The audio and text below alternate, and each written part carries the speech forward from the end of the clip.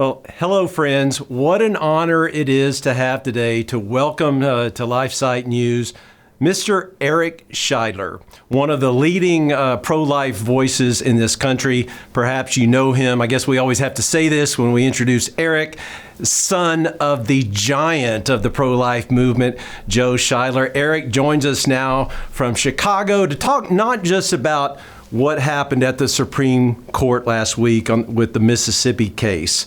Now we're kind of in the no man's land where the judges are making their decisions. But Eric is here to talk about where we go from here and why we can't rest on our laurels. So, Eric Scheidler, welcome to LifeSite, sir. Great to be with you. So, Eric, first of all, just your reaction. You were there last week. What was your reaction to what you heard, first of all, from inside the courtroom and just the vibe that was out there in front of the Supreme Court? Well, it was an incredibly optimistic atmosphere outside of the Supreme Court. First of all, because there were so many pro-life advocates there. I know many people, especially people who live in the D.C. area and are familiar with the lay of the land there. They were really surprised, expecting to see that we would be very much outnumbered by supporters of Roe v. Wade, by the pro-choice side, because D.C. is such a progressive city and it's so activated.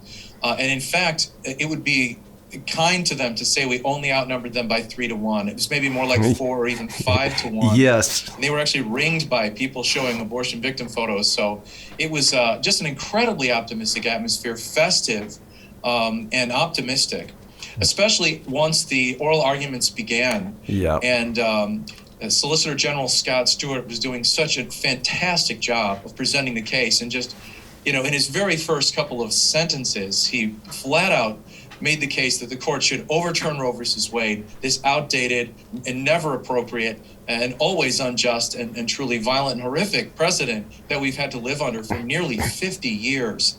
Yep. After listening to the arguments, not just once, but twice, I listened to them live during the arguments, and then again on my drive back to Chicago from Washington the next day. I'm even more optimistic.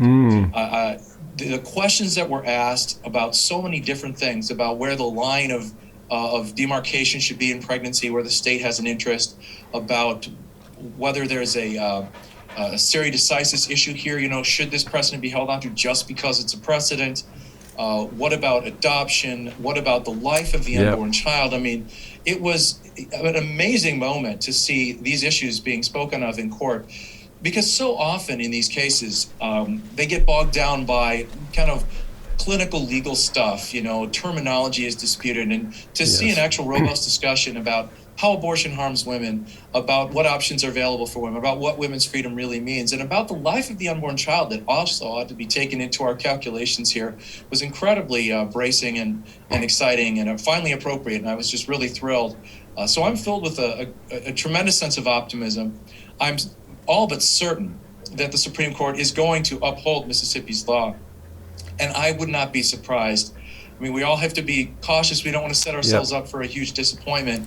On the other hand, I think if we don't have faith that they really could overturn Roe versus Wade, that may be our undoing, because it's going to take months of continuing to, I'm going to put scare quotes around it, lobby the court. They're supposed to be not touched by public influence and not political in any way, but we all know that they do actually look at public response to things. They are reading the op-eds. They are reading about themselves in the papers. And we have to know that, and we have to have our message out there so they're not only seeing the message coming from the other side, who are losing their minds over the possibility that Roe might be overturned. They really are. And, what's really surprised me, Eric, is just how much the secular press seems resigned to it happening. So that's just been shocking, actually. And I've been very encouraged by that. Atlantic Monthly, Roe is about to go. New York Times, this is how Roe gets overturned. They're more certain of this fate than I think even we are. Part of that might be posturing. I think they might be trying to rally the base and get people fired up so that they're activated and pushing back in some way. But I really think the writing was on the wall in the questions that were asked. I mean, particularly from Brett Kavanaugh and John Roberts. Two votes that are maybe a little less certain on these kinds of issues in some people's minds. Roberts was almost not begging would be putting it too much, but he was trying to get the pro-choice lawyers to say, okay, well, if it's not viability, is there anywhere else we could go with a line of demarcation where we could say that there needs to be some sort of state interest or not? They were not willing to offer any answer to that question. They were giving the Supreme Court two choices. You uphold the status quo of Roe versus Wade and Planned Parenthood versus Casey, the 1992 case that reaffirmed Roe, or not. Or you overturn it. And I was kind of encouraged that they put it that way. They gave him only those two choices, and I think that bodes well for us. And of course, Brett Kavanaugh listing off a whole series of precedents.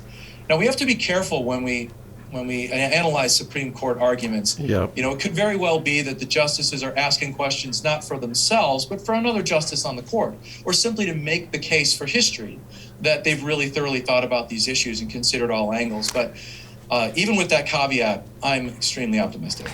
Well, Eric, I know that you've been watching these court cases perhaps for your lifetime, because I know I just finished reading your father's outstanding autobiography last year, and he really digs into Casey versus Planned Parenthood and all these cases that made their way to the high court. So it's really helpful to get your analysis of this. And I just got to ask you, Eric, I know I was thinking about your dad last week, the great Joe Scheidler. He would have been there with his fedora on. I know you had to be thinking about him as well.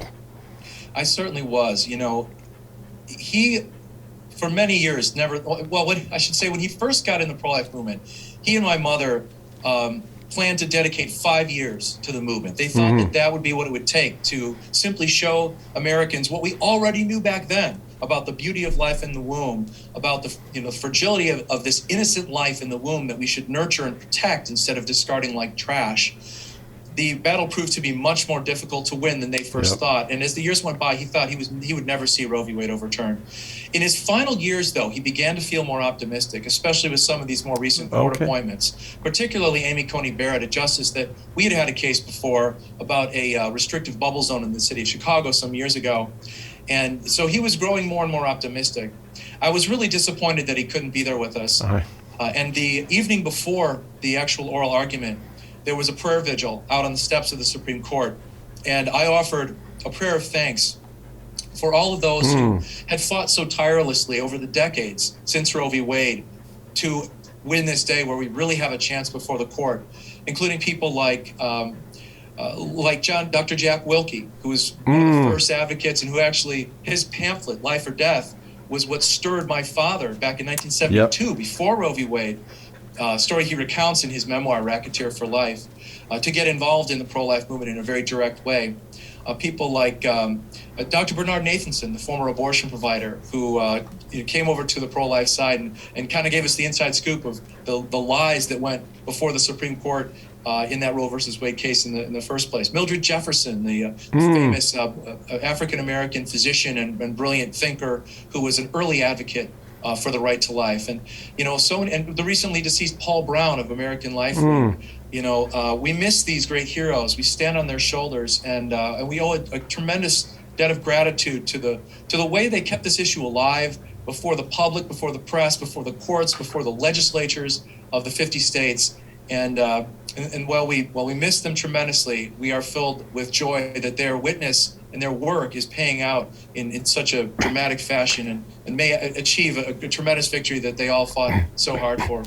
Yeah, so Eric, your dad founded a Pro-Life Action League, and you could really see the fruits of all your dad's work. This man was a PR genius. I didn't even realize that he taught journalism at Notre Dame, so he knew how to use images and to plan events and to get people's attention.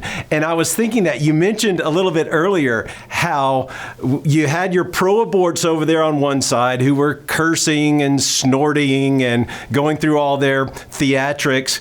But you had the Christians, the African-American Christians who set up over there and they had their images. And that's what your dad brought to this movement. He brought action. And I'll tell you, if Anybody watching this right now, go on Amazon right now and order Racketeer for Life. If you want to get jacked up, if you want to just reading that book makes you want to run through a brick wall, Eric.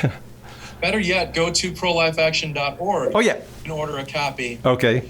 I wish I'd had him sign, 4 or 5 cases of those right. as he was getting older, so we could still offer signed copy, because he was signing every copy up until the very end. But we can sell you a copy. You'll get plugged in with the Pro-Life Action League, and you'll be able to actually do that thing. He said do something pro-life every day. Yep.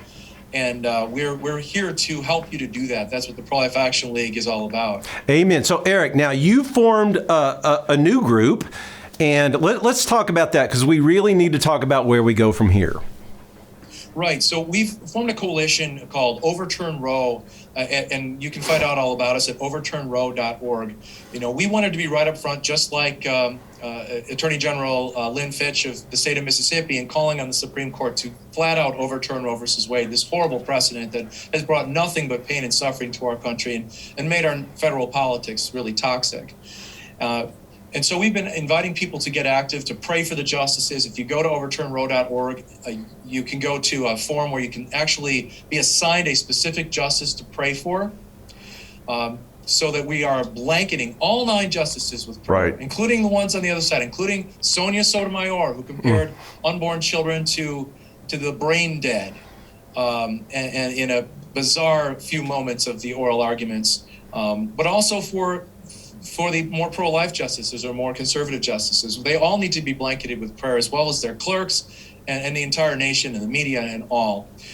We are advocating people to really take ownership of this issue. We've got a wonderful new flyer called Roe v. Wade, What's at Stake? I'm just looking to see if I have a copy nearby at hand.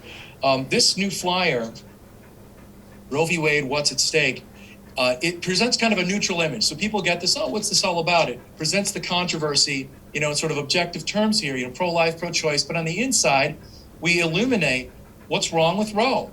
Roe versus Wade allows far more abortion than people realize. About 2/3 of Americans say they support Roe, but they don't really mean it. Right. They don't really know what Roe allows.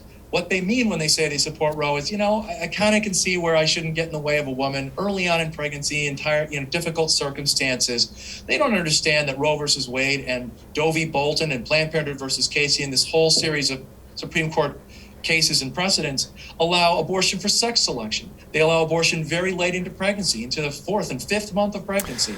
They allow abortion for birth control when people are just, not interested in using birth control. That's a whole separate issue, and I don't advocate birth control for other reasons. But, people don't understand that so much of the abortion that they object to morally and ethically and politically and personally is actually allowed by Roe versus Wade. Many people don't realize that if Roe v. Wade is overturned, this will simply return the abortion issue to the people.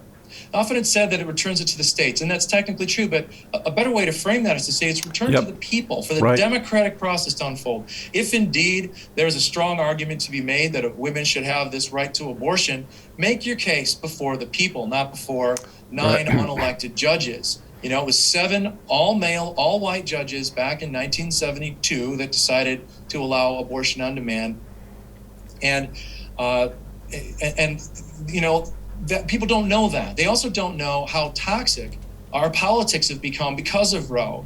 People have a sense that abortion is a contentious issue, but have they realized that issues like immigration, issues like infrastructure and healthcare, solutions to these problems evade our efforts because abortion stands in the way. It makes single-issue voters out of so many of us. I'm always going to vote on that issue first. I would love the opportunity to vote on something else for a change. Right.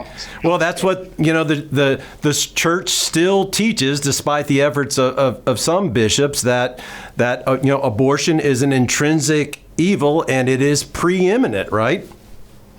That's right. If you look at this, just look at the scale of abortion and the 62 million children who have lost their lives since Roe v. Wade was decided.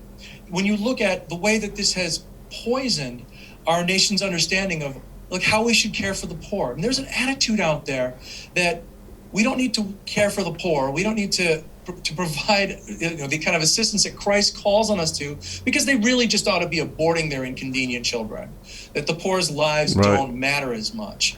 It has just corroded our spirit. It has poisoned our sense of family, our valuation of children. Look at how children have become pawns in so many ways. I mean, not to get too off track here, but this demand that children be vaccinated against a virus that does them almost no harm. Very few children, a tiny, infinitesimal number of children have been badly impacted by COVID. And in every case, they had horrible comorbidities along the way. And those are, of course, tragic deaths, but to make millions and millions of children have to be vaccinated to help somebody else, to deprive children of their mother and father so that gay couples can experience parenthood. And I sympathize with their desire to be parents. We all have a sort of innate desire to be mothers and fathers. It's built into us the way that we were made in God's image.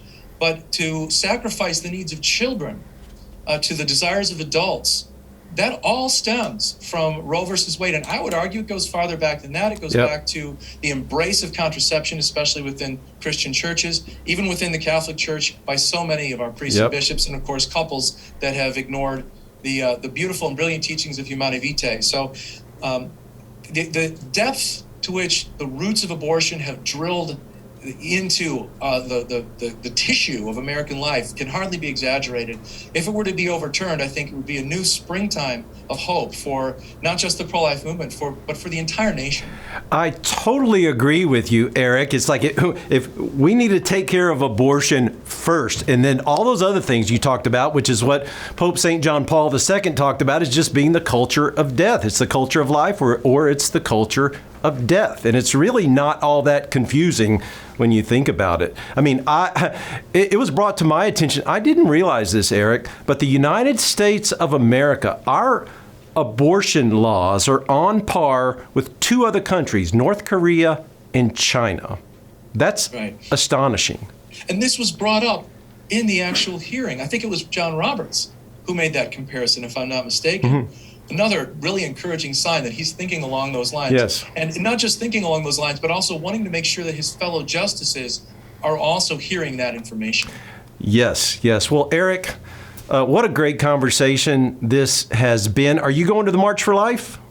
Yes, I will be there for sure. In fact, I will be there distributing copies of our handbook. This is a wonderful tool you can find at prolifeaction.org. Sharing the pro-life message. This tiny little handbook, it fits right in your back pocket or in your purse and your book bag. It has all the answers to all of the questions. It's going to need a revision probably, we hope soon. That's right. The Supreme Court says in June. But every pro-lifer needs to be ready to defend the pro-life position, to share this pro-life message. This handbook not only gives you the information you need to do that, it also tells you how to do it. What's the right approach? What kind of words should you use? What kind of language should you use? What kind of posture should you have? And that's just $5 at prolifeaction.org. We'll be selling those at the March for Life. You can order one now and have it ready, or see us in the convention and pick up your copy. Yes. I can't wait to be back with my pro-life friends from all over the country at the March for Life in January. You know, it's just like that was like a little mini March for Life last week, and you know, you're right. It's just so energizing, Eric. And it was like grad school for how to be a pro-life activist last week. Monica Miller is there, you know, and like, do you think Monica Miller knows how to talk to pro-aborts? I mean, it was just like the spirit of joy and of understanding, because Eric, we both know that those people over there screaming for reproductive rights, I mean, these are people who are hurting. They have all this contrived anger, or maybe it's real anger, but they are misled, and they do need our prayers, and we know for a fact that prayer works. You know, it was noteworthy, I thought, that as the oral arguments began and the pro-life speakers, I mean, literally the amplifiers, began to broadcast the live audio from inside the building, the pro-lifers all quieted down and huddled close. People really wanted desperately to hear what the justices were asking and what the lawyers were saying. The pro-abortion side couldn't have cared less. They continued ranting and raving and screaming and swearing and all the vulgarity. And that just, I think that was really revealing, the fact that they really didn't care what the Supreme Court had to say about this. They were not curious about it. They just wanted to continue their rant. We've seen that again and again and again. There's a kind of an acting out that's going on Yep. here, and we have to understand that. We should really try to cultivate a spirit, and it's difficult, but we should try to cultivate a spirit of real compassion, Yep. because so many of them are hurting Yep. in so many different ways. And as we all are, none of us is unscathed by the rigors of this life in a fallen world and Right. in our fallen selves. And so to in a kind of non-judgmental way, to offer compassion to our enemies, to pray for our enemies, to love our enemies as Christ told us to do. It's challenging, but I think now more than ever, absolutely essential as we work toward really truly restoring the right to life to unborn children. Eric, so well said, brother. It's been such, just a personal blessing to be able to talk to you, knowing your history and everything that you're doing. You've been in the trenches for so long. Thank you for all your work, Eric. Thank you for being with us today, and I look forward to seeing you at the March for Life. Well, Jim, great to talk to you, and I'll see you out there in D.C. next month. All right, God bless you, brother. God bless you too.